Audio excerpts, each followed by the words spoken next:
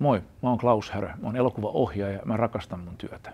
Ja näillä keikoilla mä kerron mun työstä, elokuvan teosta, ja vaikka usein elokuvaohjaajista otetaan sellaisia romanttisia kuvia, kun ne seisoo kameran vieressä ja näyttää, että ne komentaa ratsujoukkoja tai jotain isoja kohtauksia, niin tosiasia on se, että elokuvaohjaaja ei tee työtään yksin. Mulla on ympärillinen tiimi, jonka kanssa mä teen tätä elokuvaa, ja tämän taiteellisen tiimin kanssa niin siitä työstä mä nautin ja tästä työstä mä myöskin kerron.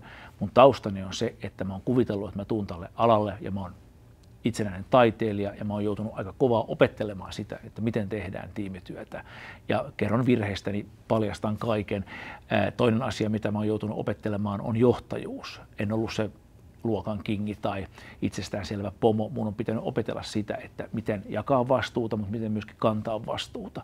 Ja kolmas asia, mitä multa usein kysytään, on luovuus.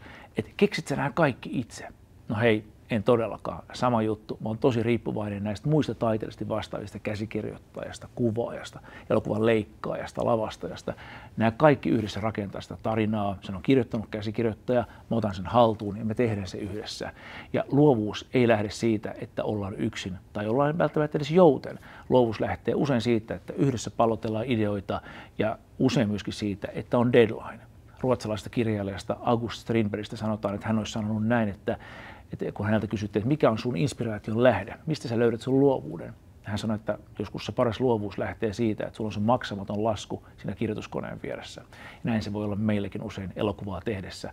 Se deadline on ehkä se paras luovuuden kipinä, joka laittaa hommat käyntiin. Hei, nähdään keikoilla.